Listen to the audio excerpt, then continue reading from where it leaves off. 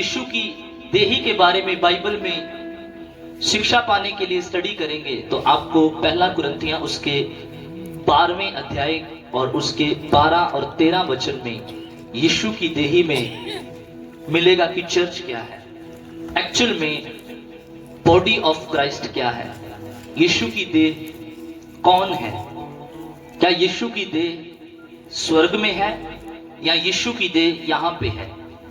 Hallelujah. सबसे पहले आपको ये बात समझनी होगी कि हम सब यीशु की देह का हिस्सा हैं। हालेलुया। कितने लोगों को मेरी बात समझ आ रही है? फर्स्ट ऑफ ऑल अपने मन में ये एक सवाल का जवाब लेके आज यहां से जाओ कि मैं यीशु की देही का हिस्सा हूं। बोलो, मैं यीशु की देही का हिस्सा हूं।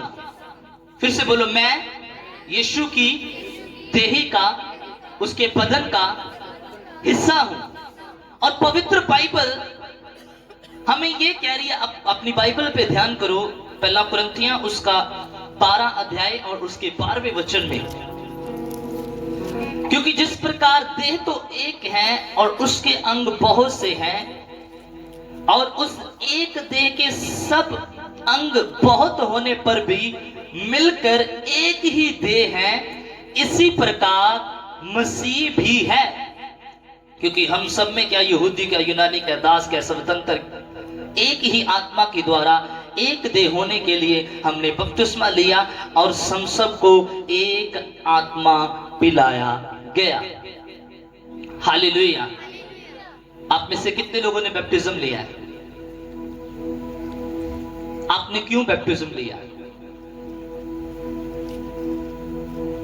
क्या बैप्टिज्म एक क्रिश्चियनिटी की मुढ़ली नींव है? यस। आपने बैप्टिज्म इसलिए लिया कि आप यीशु की देह का हिस्सा बने। बाइबल कहती है जिस प्रकार देह तो एक है और उसके अंग बहुत सारे, इसी प्रकार बहुत से अंग होने पर भी मिलके एक देह के लिए काम करते हैं।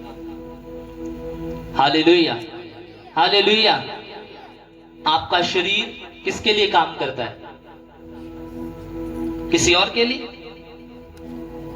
बोलो। कभी ऐसा हुआ है कि चोट आपकी बहन को लगी हो और आंसू आपकी आंखों से आ रहे हो?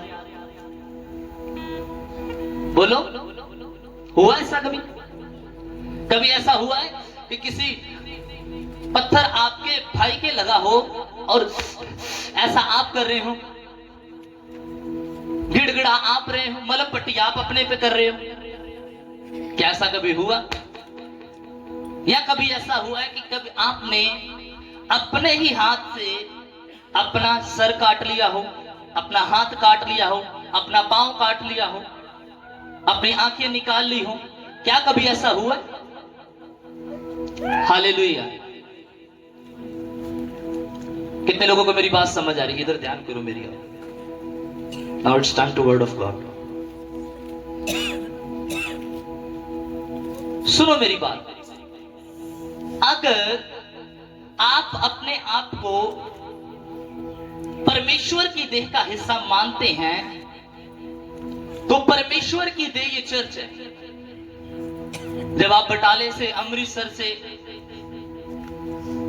रैया से, ब्यास से, कहीं कहीं से आप आते हो प्रभु के घर में, तो हम एक देह में आ जाते हैं, तब जाके चर्च बनता है, मसीह की देह बनती है। हालेलुया। कितने लोगों को मेरी बात समझ आ रही है? आप कहीं और से आए, आप कहीं और से आए, आपका घर अलग है, आपका घर अलग है, आप कहीं और से आए हो, लेकिन जब हम सब मिलके एक स्थान पे इकट्ठे हो जाते हैं तो हम प्रभु की देही को बनाते हैं। That's called a church. Hallelujah. इसको क्या बोलते हैं? चर्च। तो आपको ये मालूम है देह कैसे चलती है? जब आपका निकाह हुआ, जो मैरिड है, पति पत्नी है, आपको किसी ना किसी प्रभु के दास ने कहा होगा अब तुम एक शरीर हो। कहा कि नहीं कहा? जहां आपको वचन से समझाया होगा, पति पत्नी अब तुम मिलके चलोगे, तुम एक दूसरे के संग चलोगे, क्योंकि अब तुम अलग अलग नहीं हो, तुम एक शरीर हो। मोस्टली क्या होता है, अगर आप अपने शरीर की बात ले लो, अगर आप अपने शरीर के ऊपर ले लो, अगर आपका शरीर आपको तंग कर रहा है, अगर आपकी बॉडी आपको तंग कर रही है, तो आप अपने साथ वाले को बताते हो, आप डॉक्टर की सहायता लेते हो। अगर आपके हाथ पे चोट लगी है तो आपकी आंखों से आंसू आते हैं, आपका कई बार माइंड उस चोट पर लगा रहता है, दिमाग उस पर लगा रहता है, आपके पांव डॉक्टर के पास चल के जाते हैं, आपका हाथ, फुल बॉडी आपकी एक चोट के लिए काम करती है। मेरी बात समझ में आ रही कि नहीं आ रही? आपकी फुल बॉडी एक चोट के लिए काम करती है। इसी प्रकार से जब आप, we are the body of Christ, आप समझ लो कि आप बॉडी पार्ट्स हो, यीशु की देह के अंग हो। ये टांगे हैं, ये आंखें हैं, ये नाक है, ये कान है, ये हाथ है, ये दूसरा हाथ है, वो दूसरी टांग है, कोई दिमाग है, कोई होंठ है, कोई जुबान है। तो आप सब यीशु की देह का हिस्सा, आप उसकी देह का हिस्सा। और वचन क्या कहता है, बाइबल क्या कहती है, हम सब मिलके, कितने लोगों ने देसी घी खरीद के रख लिया है? सर्दी आ गई ना, अभी मैंने भी आज वास्कर डाली चर्च में। कितने लोगों ने देसी घी खरीद के रख लिया है? हाथ उठाओगे? अच्छा, आपको लगेगा पास्टर हमारे घर आ जाएंगे देसी घी खाने के लिए, इनको डाल के खिलाना पड़ेगा, ये ताकत ले लेगा। हालेलुया। आप क्यों बनाते हो? गिरियां, बादाम, काजू इकट्ठे करके वो गर्म सामान बना के चाय के साथ रोज खाने वाले हो भी आप? हाँ, सुबह शाम अंदर गए, बर्तन में से निकाला, डाला, अलग से चाय बनाई, खा लिया। समझ रहे मैं किसकी बात कर रहा हूं? हालेलुया। आप अपनी देही का ख्याल रखते हो, मेकअप करते हो, फेशियल करते हो, अपनी देही का बड़े अच्छे से ख्याल रखते हो। आंखें खराब है, दारू डाल लिया, कान खराब है, दारू डाल लिया, हाथ पे चोट है, मलहम पट्टी कर ली, कभी कोई दुख आया जल्दी से डॉक्टर के पास गए। लेकिन आपने कभी प्रभु की देही की ओर ध्यान दिया? आपने कभी चर्च की ओर ध्यान दिया?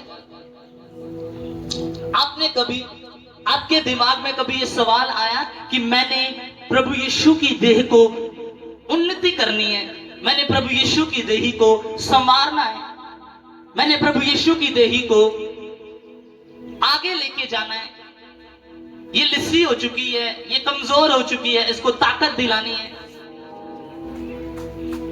कितने लोग मेरी बात समझ रहे हैं? ऊंची आवाज से बोलो हालेलुया। समझ आ रही?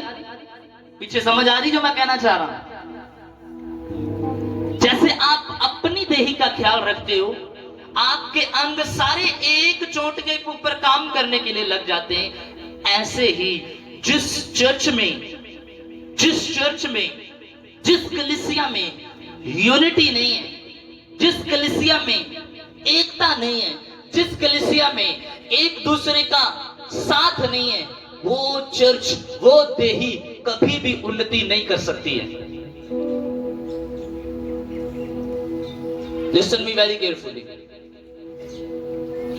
बाइबल कहती है हम बहुत से हिस्से होने के बावजूद एक पार्ट है, एक देही है। इसी प्रकार से हमने एक ही तरह के बपतिस्मे को लिया, एक ही तरह का आत्मा हमें दिया गया। कि वो किस लिए दिया गया? कि हम परमेश्वर की देही की उन्नति करें, हम परमेश्वर की देही को आगे बढ़ाएं। एक जगह बाइबल में लिखा है यीशु हमारा सिर है। हालेलुया। मैं आपको बाद में बताऊंगा। सबसे पहले सीखो कि अगर आपकी देही में, अगर हस्बैंड वाइफ में यूनिटी नहीं है, उसका रिलेशन खराब हो जाएगा। अगर हस्बैंड अपने वाइफ से बातें छुपाता है, वाइफ अपने हस्बैंड से बातें छुपाती है, वो मैरिड लाइफ लंबा समय नहीं चलती।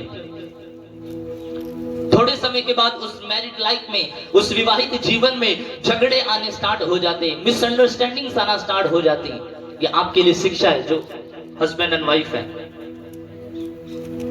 हालेलुया। अगर बाइबल में परमेश्वर ने हस्बैंड एंड वाइफ को देही बनाया, और जो आत्मिक हस्बैंड होता है, जो आत्मिक वाइफ होती है, उसे मालूम होता है परमेश्वर की देही को उन्नत कैसे करना है। पत्नी को कहा गया तेरा सिर कौन है? तेरा पति है, और तुम दोनों का सिर कौन है? यीशु है। पढ़ा के नहीं पतरस की किताब में? पत्नी को कहा गया तुम्हारा सिर कौन है? तुम्हारा पति है, लेकिन तुम दोनों का सिर कौन है? यीशु है। इसी तरह से बाइबल में कलीसिया के बारे में कहा गया, कलीसिया का सिर भी, जब आप सब पार्ट मिलकर एक देही तैयार करते हो, तो आप सबका सिर जो है यीशु है। सिर का मतलब होता है कमांड देने वाला। आपकी बॉडी कमांड कहां से पाती है? आपकी टांगे देखती क्या? आपके घुटनों में आंखें लगी हैं? बोलो हालेलुया। पंजाबी च कहते जिन्हों अकल ना होवे ते कई बारी उसनु बोल दे तेरा दिमाग किथे है?